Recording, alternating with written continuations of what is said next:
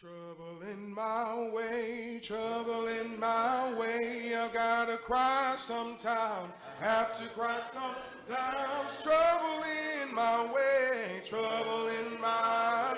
I have to cry sometimes, I have to cry sometimes. Lay awake at night.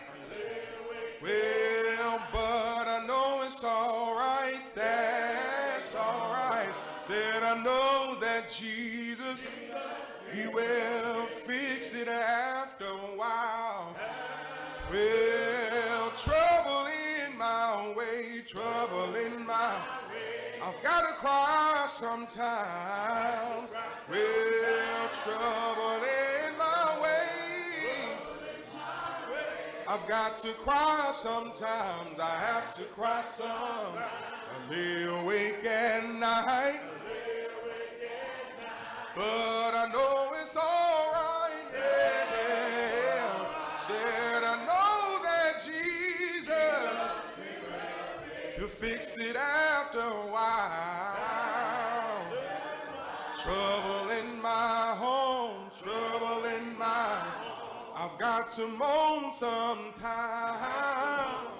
Well, when there is trouble in my home, yeah, I've got to moan sometime. Well, I lay awake at night. Well, but I know it's alright. I'll tell you why, because I know that Jesus fix it after a while. Well, trouble in my life, trouble in my. I've got to pray sometimes. Well, when there is trouble in your life, hey, yeah, said you got to pray sometimes. Well, I lay awake at night, I lay awake at night, but I know it's all right. Hey, because I know that my Jesus said He'll fix it after a while. Well, trouble in the church now. We've got to love sometimes. Every now and then there is trouble in the church. Yeah, but we got to love sometimes. Well, I lay awake at night. Well, I lay awake at night. Well, I lay awake at night. Tossing and turning at night. Talking to the Father at night. Yeah, pleading with the Father at night. Yeah, asking Him to be with me. Lay awake at night. But I know it's alright, yeah, because I know that my Jesus, yeah, said I know that my Jesus, I believe that Jesus, yeah, do you know that Jesus, yeah, anybody know that Jesus?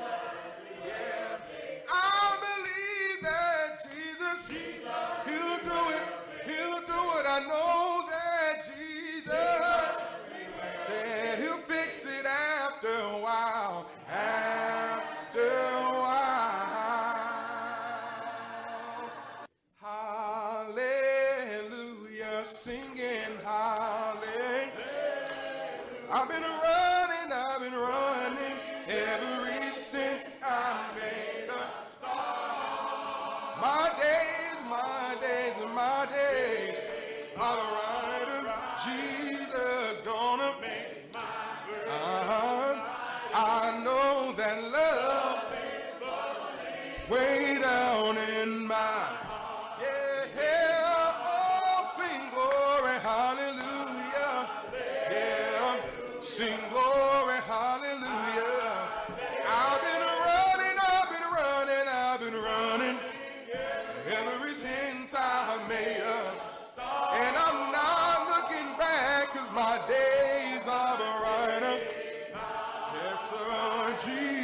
Jesus gonna make my burden light. And it's all because love way down in the mind. Hey, oh, sing glory, hallelujah. Yeah, from your heart sing hallelujah. I've been singing ever since I made a. Hey, Lord, my days are brighter. Yeah, King Jesus gonna make mine. Said I've been running. Said I know that love. Said I know that love. Way down in my heart. Oh, somebody sing hallelujah. Well, glory, hallelujah. I've been ever since I made a start. Oh, my days are brighter. King Jesus gonna make, yes sir. It's all because of his love. It's all because of his love. When you get weak, it's his love. When you get tired of his love, it's the reason I'm here because of love. It's the reason you're here because of love. I can smile about it because of his love. Not mine, not yours, but his love. Oh, in my, yeah, sing glory, hallelujah. Yeah, sing glory, hallelujah. I've been running ever since my. Keep your hand in the master's hand, and I promise your days will be brighter. Yeah. He'll even make your burdens lighter. Why? Because of his love. Because of my Savior's love. His amazing love. His amazing love. Oh, and one more time. Yeah, sing glory, hallelujah. Yeah, sing glory, hallelujah. I've been running ever since I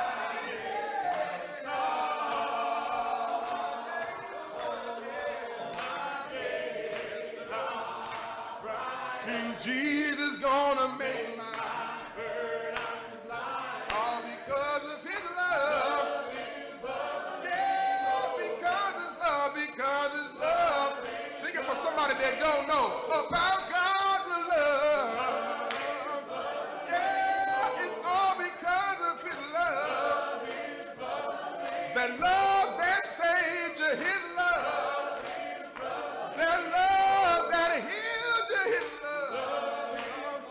Oh, in my.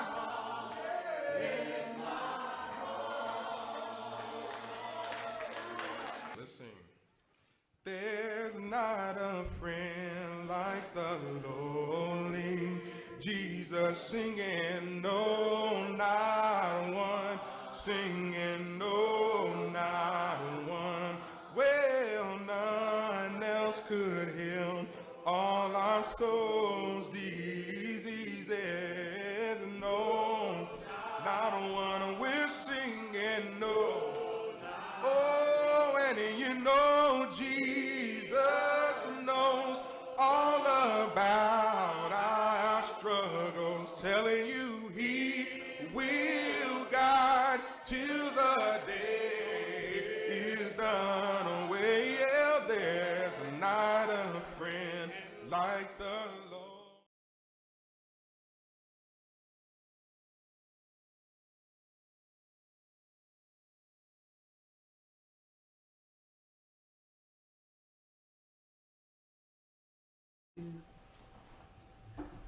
Hey, good evening, everybody. Thank you for joining us. So glad to have you in Bible study. I'm telling you, I'm excited about the word on today, excited about what we're going to be sharing. So let me say hello to everybody. Sylvia Hope, thank you for watching on tonight. Shane Armstrong, thank you for being with us. James Holt, thank you as well. Also, Tommy Ray Booker, so glad to have you on tonight.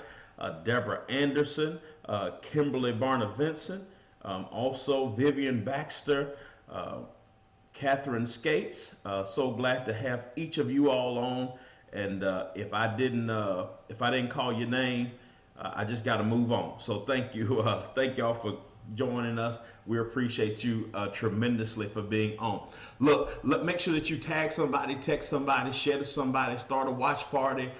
You know how we do it. Want to make sure that we get everybody that can be on in order to receive a word from God. I'm still excited about Sunday. What a wonderful time we had in worship.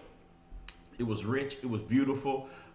The atmosphere was amazing. I believe it was because the week before we didn't get to gather like we normally do, and so it made it even better, that worship and fellowship. So we thank God for you.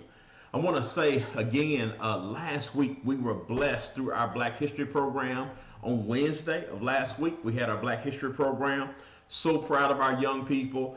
Appreciate Marcus Marshall for his scholarship and education and leading us through. Appreciate Sister Nelson for producing the program. But one person we can always count on every single year to make sure the Black History program happened was Sister Annie Hardison. And so obviously we miss her. We thank God for her, but we're continuing to keep her legacy strong. My daughter shared that poem in Sister Annie's memory, and we are forever grateful for Sister Annie's commitment to making sure we celebrate our history. Listen, Sister Annie's birthday was February the 19th, but this year she celebrated in glory. And we are glad that we don't grieve as those who have no hope, because we know our hope is in Jesus. And so we're grateful, and she will remain forever in our hearts. And so we're grateful for Sister Annie Hardison. On this coming Saturday, we are feeding the multitude. That is our ministry effort put on by our food ministry. And so we're looking forward to that on this coming Saturday, February 27th from 12 until 2. Remember, all you got to do is drive up and pick it up. In order to pick it up for yourself, if you want a hot meal, or if you want to deliver it to somebody else, you definitely can. You can also give us names, addresses, phone numbers, and we will be delivering between 12 and 2. Listen, I don't know how the list is forming right now. Nobody's called me. Maybe y'all just been hitting up the Holtz, and maybe everybody gonna show up. But listen, we got 200 meals.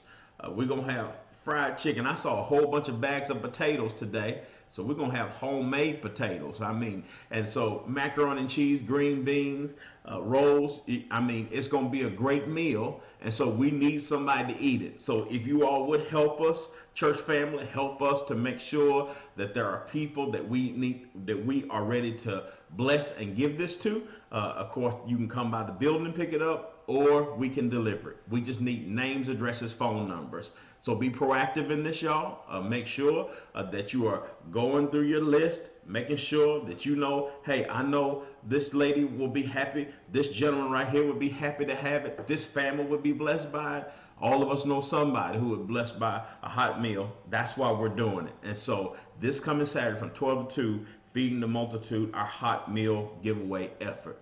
We're jumping right into Nehemiah on this evening. Nehemiah, we spent the last several weeks journeying through the book of Nehemiah.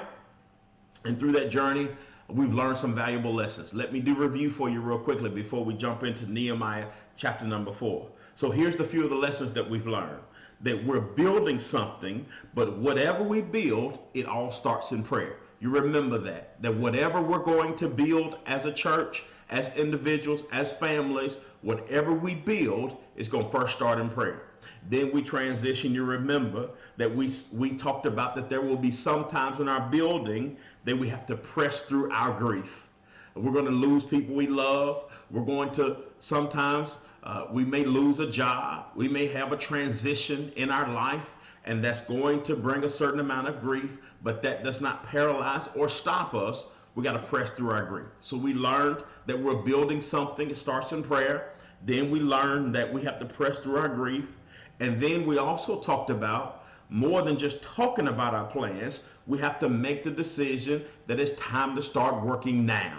So we can't just plan about it, study about it, pray about it, that after we get up off our knees in prayer, then we got to do something. So those are the lessons that we learned, building something, pressing through grief, and start working now.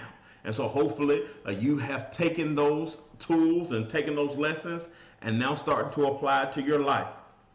But tonight, y'all, we're skipping over chapter 3. Chapter 3 is interesting. Let me give it to you real quickly. I'm giving you the Cliff Notes version. Chapter 3, Nehemiah has everybody working. He has every family working in chapter number 3. The magnitude of this assignment of building the wall requires everyone to participate. That's what we got to understand, that everybody has to participate. Kind of like my kids on tonight, that everybody got something. Aiden is over on the Zoom, but he's not paying attention. I hope nobody's in the waiting room. And so Alexi's up on Facebook. Shanika is on live stream. And so we're all working together. The magnitude of the assignment requires everybody to participate. So sometimes God will move us out of our comfort zones and push us into something for which we have no training. This is chapter number 3, y'all, that God will sometimes push you out of your comfort zone and move you into a place of which you have no training. Here it is. Y'all got to read it for yourself. Nehemiah chapter 3. The priest in chapter number 3 had become carpenters. That is not what they've been trained for. But Nehemiah puts them to work, and then the priests had become carpenters. The Levites, y'all, Levites weren't trained for this, but they are now bricklayers. That's who the Levites are now. Goldsmiths, people who make gold and make things of gold, they are now the gate repairmen. So everybody, it doesn't make any difference what your training is, how you were brought up, whether you're a priest, whether you're a Levite, whether you are a goldsmith, everybody, because of the magnitude of the assignment, everybody got to be put to work. I've told you, y'all, I told you before, if you're too important to empty the trash, then God can't use you. Can y'all hear me on this evening? That if you are that important that you can't empty the trash, then you are too important for God. That if you being a parking lot attendant is beneath you, you're not fit for the kingdom then. That if ushering is not your cup of tea, I can't do that, Brother Nelson. I can't stay at the door, hold no door. Listen, you don't understand serving God. What Nehemiah is teaching us through Nehemiah chapter 3 is that it doesn't make a difference if you're the priest, the Levite, or goldsmith. We need every hand on deck, and we need people repairing the wall. So that may not be your training, that may not be your upbringing, but when the assignment is before us, everybody got to do something. I remember King David saying it like this, y'all, that I'd rather be a doorkeeper in the house of God than to sit in the tent of wickedness. That's what King David says. So he is the king of Israel. He is the king of the united, both southern and northern kingdoms. But he says, listen, I'd rather be a doorkeeper in the house of God than dwell in the tents of wickedness. Mm-hmm. Nehemiah had everybody working. That's chapter number 3. But for tonight, let's examine Nehemiah chapter 4. Nehemiah chapter 4. It's rich. I want y'all to grab as much as you possibly can. Hopefully you got your laptop out, you got a notepad, you got your iPad, you taking notes on your phone, whatever. I hope you do it tonight because I'm throwing a lot of stuff at you rapid fire here. Nehemiah chapter 4, let's look at verse 6 through 8. The Bible says, so we built the wall, and the entire wall was joined together up to half its height. For the people had a mind to work. Now it happened when Sanballat, Tobiah, the Arabs, the Ammonites, and the Ashdodites heard that the walls of Jerusalem were being restored and the gaps were beginning to be closed, that they became very angry. And all of them conspired together to come and attack Jerusalem and create confusion. Y'all getting this now? That the walls are halfway built. They're not even finished yet. But the enemies of God are upset about it. They want to now come in and fight against God's people, create confusion. But here it is. Y'all ready for the topic on tonight? The devil can't stop us. Did y'all hear me way back in the back? That the devil can't stop us. So that's what I want you to understand, that we're building something. We're pressing through our grief. We're starting now. But what do we got to understand is the devil cannot stop us. Here it is. He is going to try to stop us. But if you're going to succeed, you have to know that the devil can't stop us. You got to know that on this evening, y'all, that there will be attacks on your faith. People will disappoint you. There will be challenges to your character. But listen, you and I have to be determined. The devil can't stop us. I mean to be repeating this because I want this to get in your spirit and your mind. I don't care what your bank account looks like, what people say has never been done, or what challenges stand in your way. The devil cannot stop us. So if you receive that tonight, raise up your hands on the emojis, say amen, clap your hands, whatever. If you are with me and you're saying, I'm with you, Brother Nelson, the devil cannot stop us. That's what I'm saying tonight. The devil cannot stop us. But watch it, y'all. We're determined the devil can't stop us, but I want to let you see through the text how the enemy starts to attack Nehemiah. So here it is. Let's move up a couple of verses. Nehemiah 4, verses 2 and 3. Watch how the enemy tries to attack Nehemiah. And he spoke before his brethren and the army of Samaria and said, what are these feeble Jews doing? Will they fortify themselves? Will they offer sacrifices? Will they complete it in a day? Will they revive the stones from the heaps of rubbish, stones that are burned? Now Tobiah the Ammonite was beside him and said, whatever they build, if even a fox goes up on it, he will break down their stone wall. So here's the first point I want you to grab, y'all, that you got to appreciate the hate. Y'all hear it on this evening. You got to appreciate the hate. Appreciate the hate.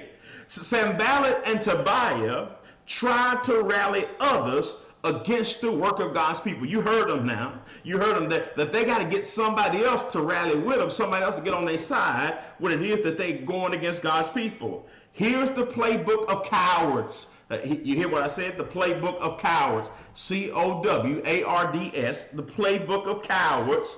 When they have a problem, they talk with everybody else except you. That's what I want you to understand, is that's what cowards do, that they talk to everybody else and try to get everybody else on their side and get all the help they can get and talk about you behind your back. But that's what cowards do. Sanballat is talking to the army of Samaria about the Jews, and watch what he does. Here's what he does, y'all. He attacks their character. You heard it in the text. He says these feeble Jews. So the first thing he does is attack their character. The next thing he does, he attacks their commitment to God, their sacrifices. So they the kind of people that sacrifice to God and give to God. So all of a sudden now they're ready to sacrifice. So he attacks their character, he attacks their commitment, and then he attacks their consistency. You see it? He says, are they going to complete the wall in a day?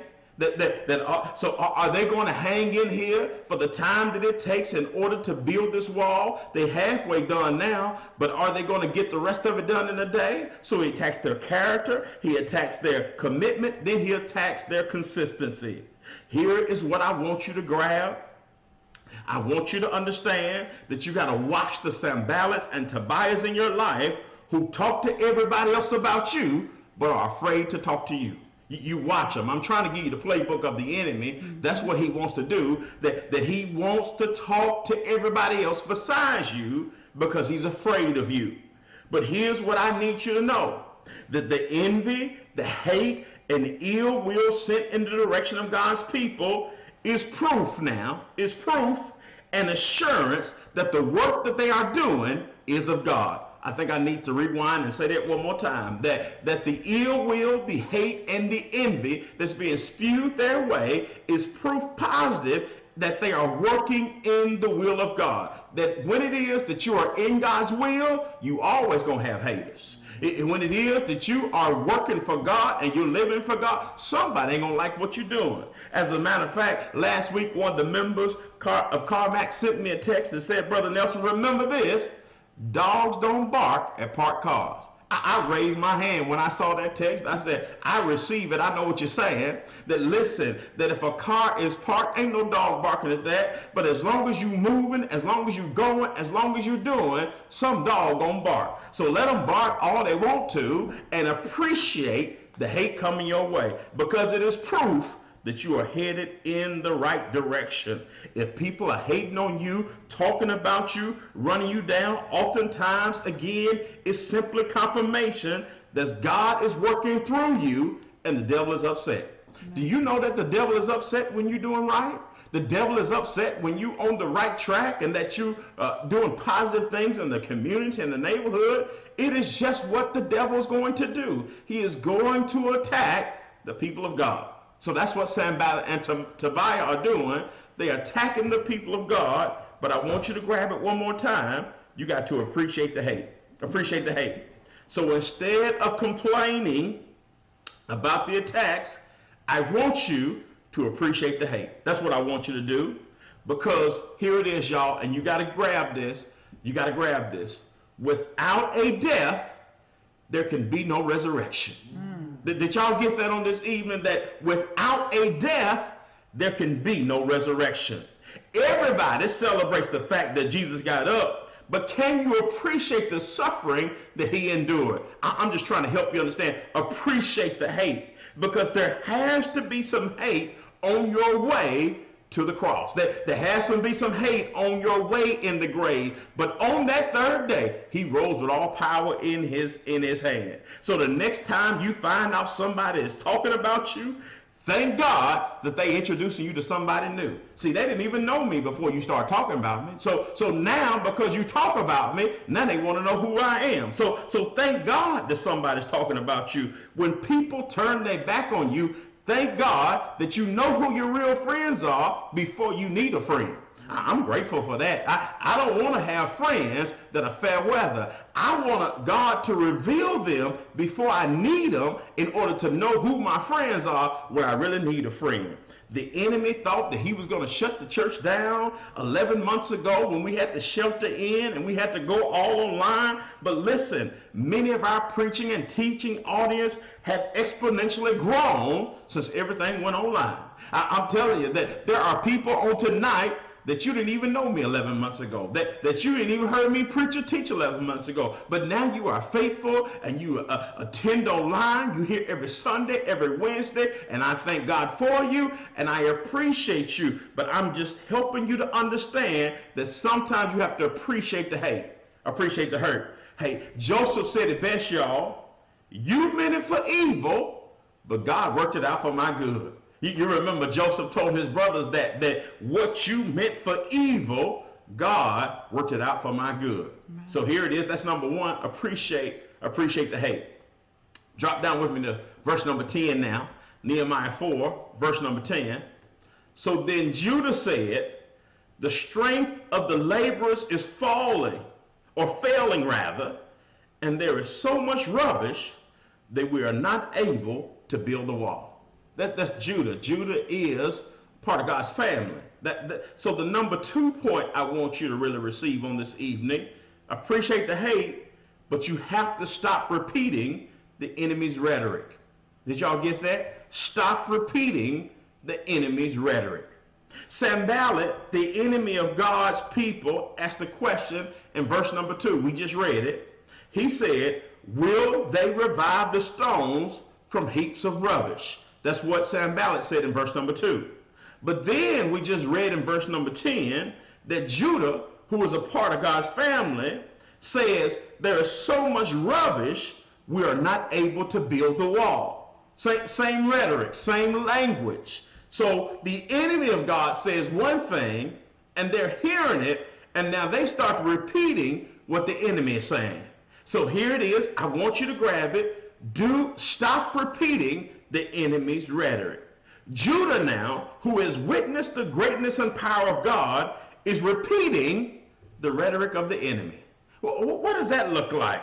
Because I want to ask you on this evening, how many times have we bought into the false narrative of the enemy? How many times have we agreed with the enemy that when we know who God is, we know how God has been faithful in our life, but we buy in to this false narrative of the enemy. Things like this: you don't have enough money. You done bought into it that you don't have enough help. You're too old. You're too young. You've been to jail. You lived a crazy life, and you've been on drugs. None of those things matter to God. Well, why you say that, Brother Nelson? Because listen, if God can use a man with a stuttering problem like Moses to lead millions of people out of Egypt and out of Pharaoh's grip, don't you think he can use you? That if it is that God can take a womanizer and a murderer like David and call him a man after God's own heart, why can't he use you? That if God can give a woman, you remember the woman at Samaria in John's gospel, that she had 5 ex-husbands, but God used her testimony that transformed her city.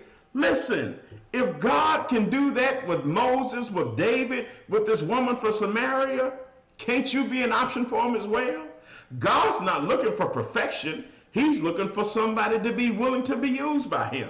He doesn't need for you to have a squeaky clean record. He don't need for you to have it all together. All he needs is a willing vessel. So I'm just helping you understand, stop repeating what the enemy says about you, because that is not your testimony. That is not your final destination. That is not what God has for you. Whatever the enemy has to say about you, that's his language. But don't you start picking up the rhetoric and the language of the enemy and then attaching it to yourself. Why in the world would Judah, after all he saw God do, now repeat what the enemies of God say? So I just wanted you to grab that on this evening, that you have to stop repeating the enemy's rhetoric. Stop talking about what God can't do and put your faith in the mighty God we serve. That's my plea to you on this evening, that do not buy in to what the enemy's saying. Drop now with me to verse number 14. We're still in Nehemiah chapter 4. Nehemiah chapter 4, verse number 14. The Bible says, "And I looked and arose and said to the nobles, to the leaders, to the rest of the people, do not be afraid of them. Remember the Lord, great and awesome, and fight for your brethren, your sons, your daughters, your wives, and your houses." So here's what Nehemiah teaches us, the third point here on tonight, y'all. Remember your great and awesome God. Remember your great and awesome God. You remember, we got to appreciate the hate, because the hater's going to come. The hater's going to talk. We got to also stop repeating the enemy's rhetoric. So what the enemy says about us is not our testimony. That is not our standard or our life. But here it is. Remember your great and awesome God. Sanballat and Tobiah are spewing hate. Judah has even bought into the negative talk. So Nehemiah has to remind the people about their great and awesome God. So when it is that the enemy's talking about it, and even some of the people God talking negative, Nehemiah stands up and says, listen, I got to remind you about your great and awesome God. He starts by saying, do not be afraid. That's what I need for you to understand. Somebody needs to type that on the screen right now. Do not be afraid. Because you know who God is in your life. I don't care what you're going up against. Do not be afraid. Because my God is bigger than any circumstance. My God is bigger than any situation. Do not be afraid. The reason why Nehemiah says this, y'all, is that fear will paralyze you. I want you to know that. That fear will, if you let it, it will paralyze you. That fear will stop you from trying. That if it is that you are fearful and afraid, you won't even try. You say, I can't do that. I can't mess with that. I can't. Listen, fear will stop you from trying. Fear will stand in the way of you giving any effort. So we've been talking about building. We've been talking about pushing through our grief. We've been talking about starting now. And even tonight, we're talking about the devil can't stop us. But if you are afraid, fear's going to stop you. Mm-hmm. If you are already defeated, because fear's got in your mind. So Nehemiah starts by saying, Don't be afraid.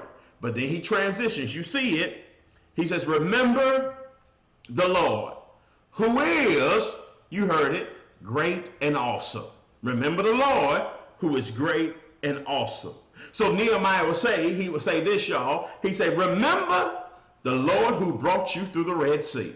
He would say, remember the Lord who fed you in the wilderness. Remember the Lord who provided water from a rock. Remember the Lord who brought the walls of Jericho tumbling down. Remember the Lord who is great and awesome. That's what Nehemiah would say. But what I would say on tonight is this, is that God didn't just do it for the children of Israel. He's done it for you.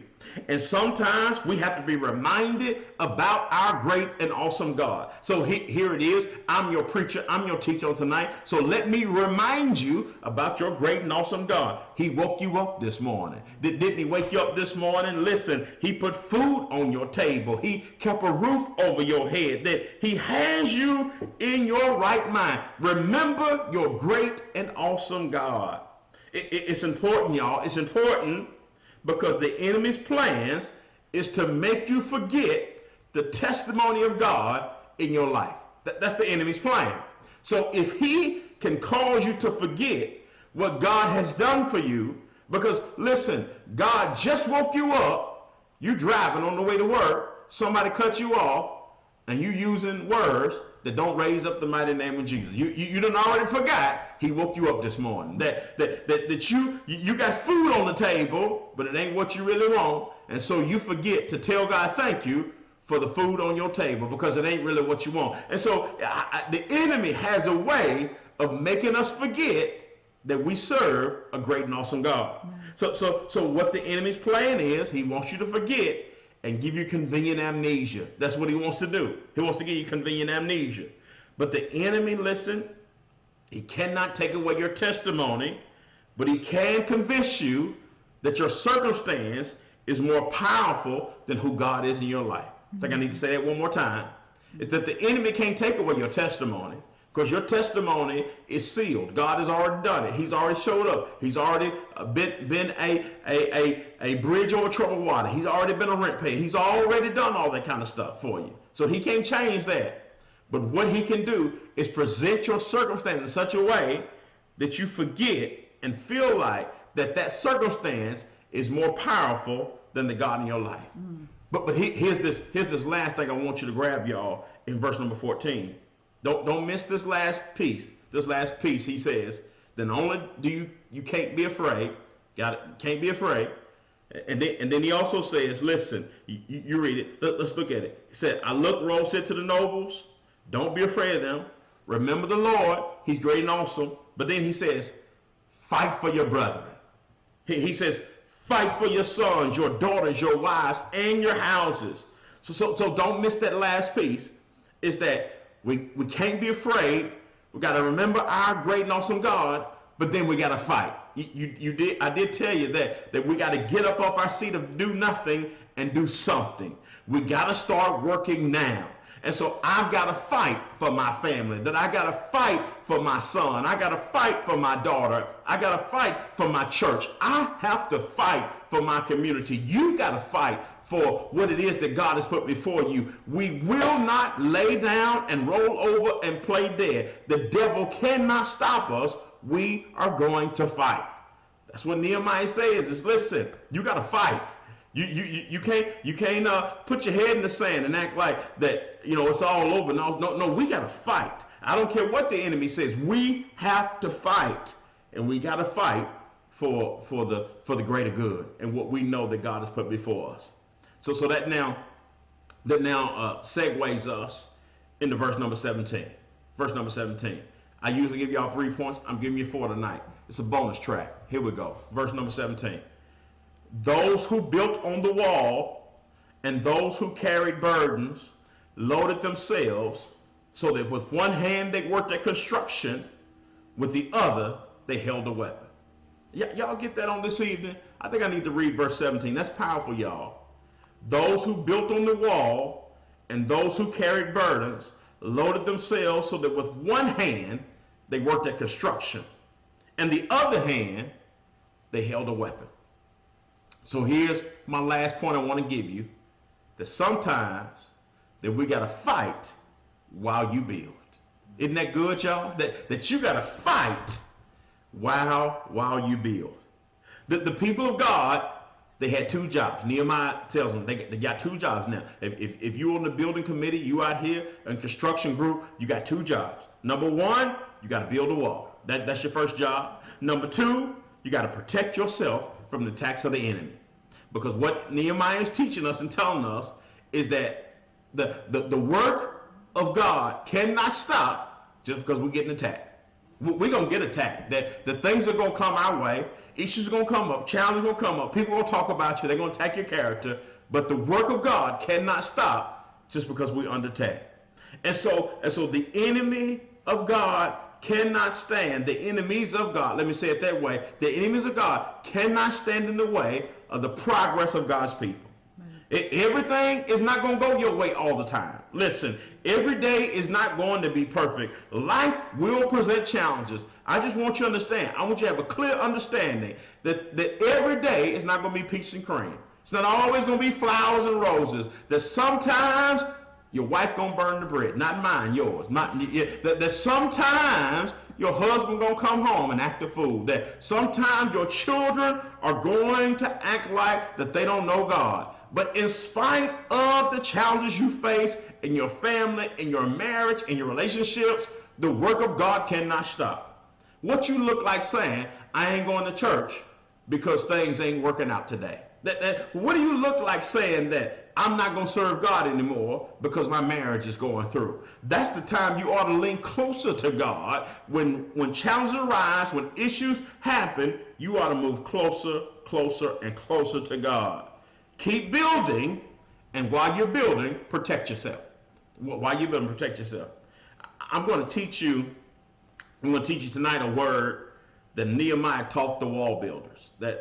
And I need somebody to type this word. It's a big word with powerful implications. So there's a word that Nehemiah teaches the wall builders. Big word. It's a word called ambidextrous. Y'all get that? Ambidextrous. So that's what Nehemiah is teaching the wall builders while they build it. Ambidextrous. So what is ambidextrous, Brother Nelson? I'm glad y'all asked. The builders of the wall learned this technique of how to be ambidextrous, which simply means the ability to use your right hand and your left hand equally well. Did y'all get that? So the word ambidextrous means that you have the ability to use your right hand and your left hand equally well. Because y'all read the text earlier. In one hand, you got construction material. In the other hand, you got a weapon. And so at any given moment, you may have to use your right hand or your left hand. You have to be ambidextrous. The text says again, one hand they building, one hand they protecting and fighting. So here's my prayer. I'm almost about to land this plane, y'all. My prayer is all of us have to learn how to keep building no matter what the enemy tries to put in your path. Did you get that on this evening? That's my prayer for you, that you have to keep pushing, you have to keep building, you have to keep moving no matter what the enemy puts in your path. You have to be ambidextrous. My prayer is that you learn how to be ambidextrous in your finances. What do you mean, Brother Nelson? I want you to give your best on your job, but I also want you to start thinking about how can I make money for myself? How can I work for myself? How can I start a business? Listen, I want you to have multiple streams of income. I want you to be ambidextrous in your finances. That ain't all. I want you to be ambidextrous in your education. I want you to be teaching your children a new skill, a new ability, a new talent, but at the same time, I want you to be learning yourself. I want you to be ambidextrous in your education. I want you to be ambidextrous in your walk with God. I don't want you to limit yourself to one place you can serve. I want you to serve God with your right hand and your left hand. That when it is that I ask for somebody to volunteer, you put your right hand up, and the next thing, put your left hand up. I am all in, and I am ambidextrous in my service to God. Because here it is, if that it is that we are fighting and we building, the devil can't stop us. That if it is that you're working on your job and you're working on your side hustle, the devil can't stop you. Listen, if they lay you off, I got another stream of income over here. That if it is that you start talking crazy and don't want to treat me right, listen, I got something else going on over here, that I'm teaching my children to be educated in several areas. I just don't want you to be smart at math. I want you to be good at science and history and everywhere in between. And I ain't just going to tell you to do it. I'm going to do it for myself. That listen, I'm just not going to serve God on a Sunday. I'm going to serve God on Monday. What can I do on Wednesday? What can I do on Thursday? How can I give to God? How can I serve God? I want you to learn from Nehemiah how to be ambidextrous. So they are building and protecting. I can't do all of Nehemiah. We really would be months into it. But I want you to understand that Nehemiah got that wall built. I want you to understand that Nehemiah empowered the people in order to do what God called them to do. And here it is. This is the crazy thing, y'all. Nehemiah was not an architect. Nehemiah was not a construction manager. Nehemiah was not a general contractor. Nehemiah was the king's cupbearer. And so if it is that Nehemiah had no training for this, Nehemiah had no history of doing this, he had no resume of doing this, but he was empowered by God to complete a task. He is reminding us that what it is that God puts before you and I, we can do it. Stop telling yourself and feeding into the rhetoric of the enemy that you can't do it because you've never done it before. We are literally at Carmack doing stuff that I never dreamed we would be doing. I ain't never put on a golf tournament, but I believe God can do it. I've never dreamed that we would give away over $10,000 in scholarships, but God can do it. I didn't even think in this year that we would be feeding people, 200 people at a time, but God is going to do it.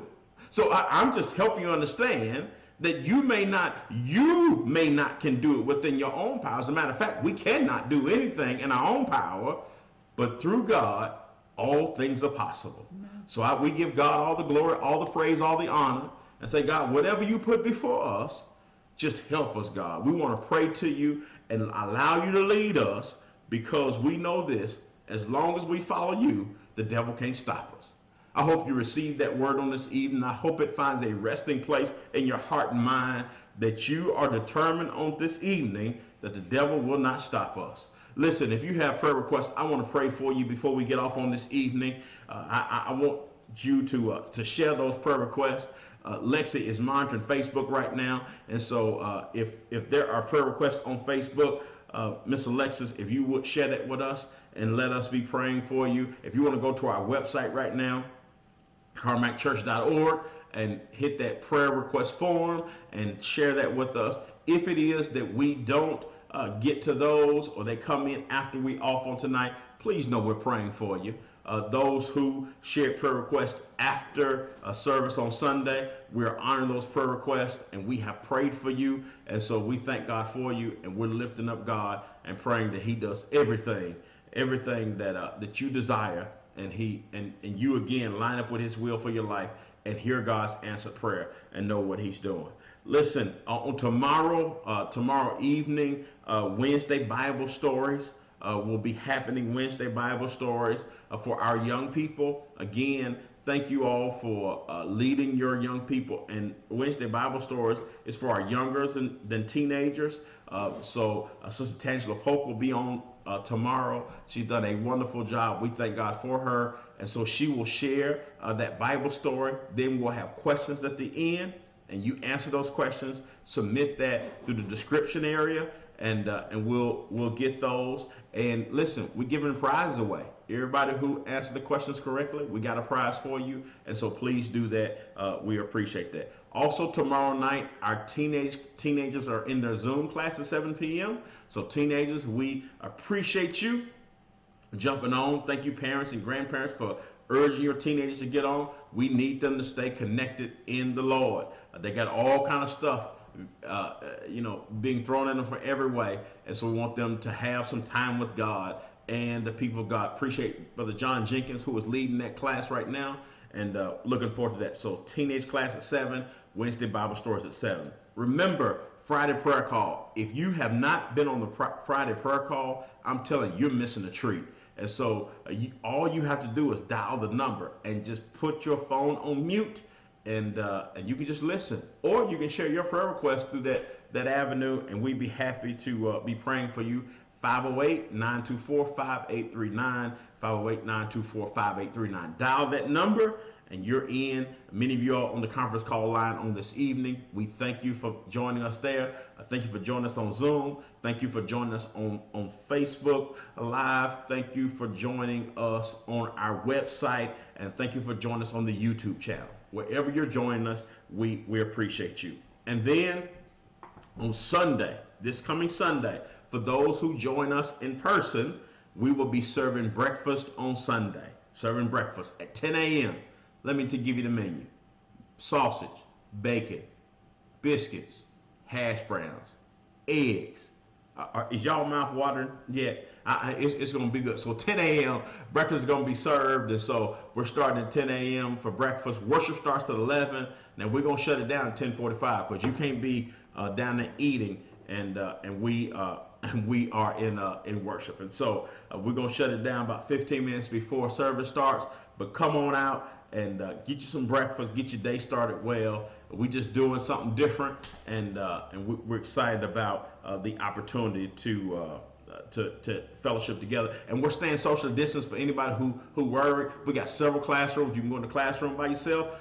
You can stay in the fellowship hall, distance yourself, and I'm sure y'all gonna eat it in 2 or 3 minutes anyway. So you'll be just fine. Sue Lindsay, we are praying for your son. And so we'll definitely keep him in prayer. I'm assuming that we don't have any prayer requests on Facebook, or else Lexi would have came down. This is on, okay. All right. Oh, this is Lexi sharing that with me. All right. So we're praying for Sue Lindsay. Would everybody please pray for her and her son, and continue just to lift them up. So continue just to pray for one another, lift up one another. Thank you, Lexi, for sharing that with us. Thank you, Aiden, for monitoring Zoom. Thank you, Shanika, for running the live stream and all the other areas. Let's pray together. Dear God, we thank you for this evening. We thank you for this time you've given us. God, we lift up Sue's son on this evening, dear God. Thank you for guiding him and leading him. Thank you for keeping him on track. God, we thank you for the direction that you've put him on. Continue just to let him stay in that area, God. Continue just to bless him in all the areas he is standing in need. Bless his mother as well, and as she loves and cares and encourages, God, give her the strength that she needs in order to be a light to him and all those who come in contact with her. God, thank you for this time that you've given us to study your word. God, thank you for the reminder through your word that the devil cannot stop us, that we can only stop ourselves. The devil can't stop us. And so let that find a resting place in our hearts and mind on this evening, that we know that we are more than conquerors through him that loved us, and understand that whatever we go through, there's greater on the way. God, bless us on this evening, that after this time of study and prayer and word, that we leave better because of it, that we don't just absorb the word, listen to the word, receive the word, but we take it and do something with it. God, help us in that area. We love you. We thank you. This is my prayer in Jesus' name. Amen. So listen, hey, y'all have a good evening. We love you. Thank God for you. If you didn't get to share this with somebody before we started, please do share it with somebody. Never know how much of a difference that's going to make in their life. Have a good night.